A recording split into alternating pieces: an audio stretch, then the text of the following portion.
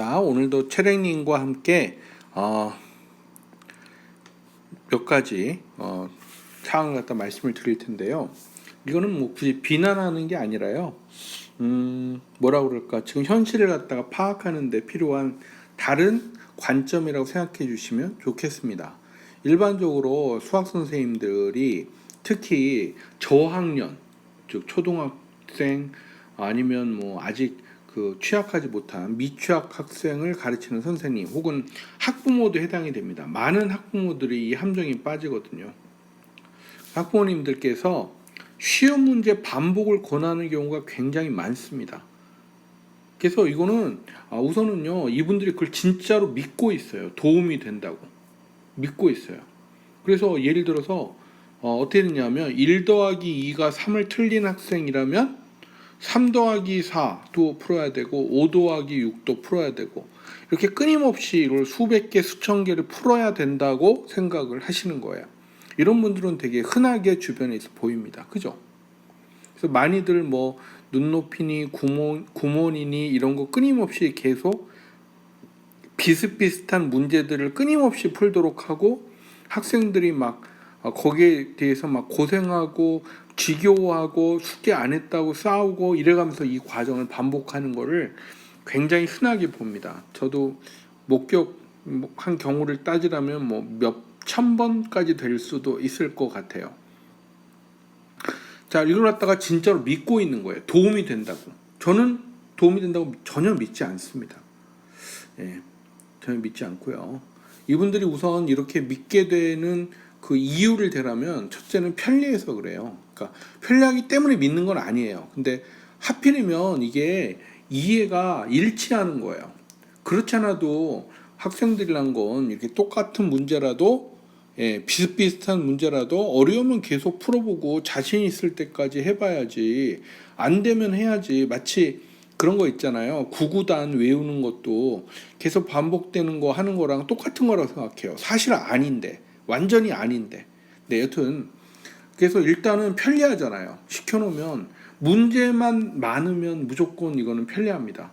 그 답은 답지 보고 이렇게 채점하기도 편리하잖아요. 그래서 이렇게 학생들이 비슷비슷한 문제를 자신감에 넘칠 때까지 풀게 하는 것이 선생님, 학부모의 신념과도 일치하고 게다가 편리하기까지 하기 때문에 이걸 갖다 굉장히 그 정당화가 돼가지고요.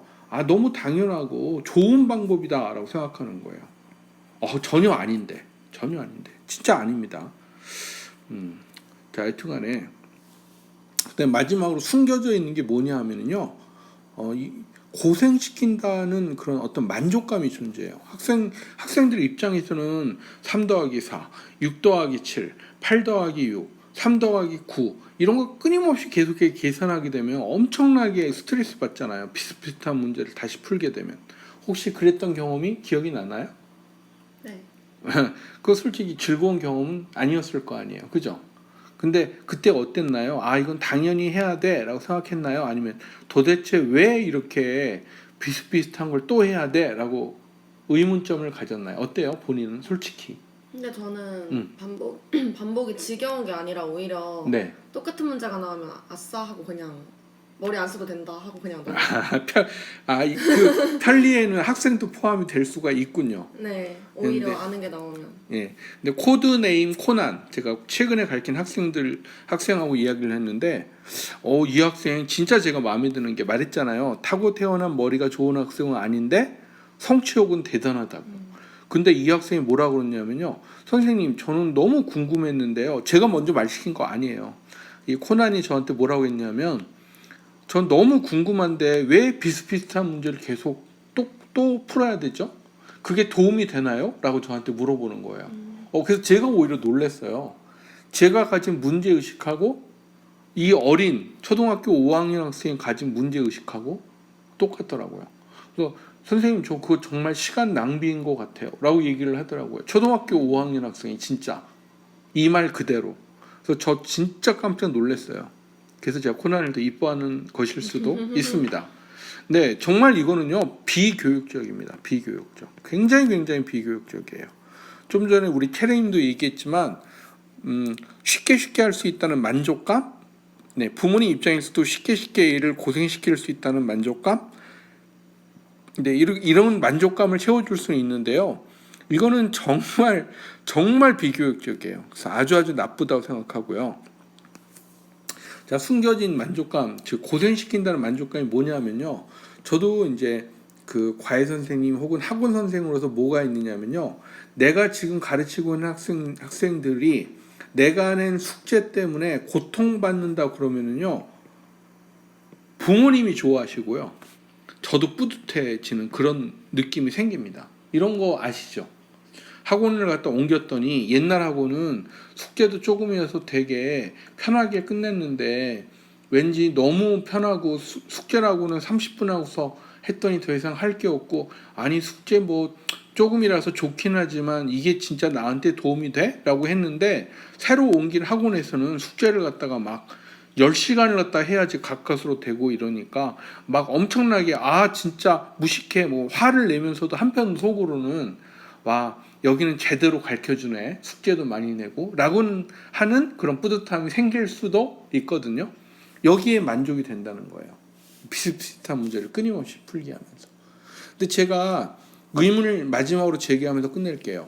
이렇게 쉬운 문제를 몇천 문제, 어쩜 몇만 문제를 갖다가 푼다고 해서 이게 응용이 되는, 예를 들어서 뭐 우리가 경시대회라고 많이들 하잖아요. 수학 올림피아드.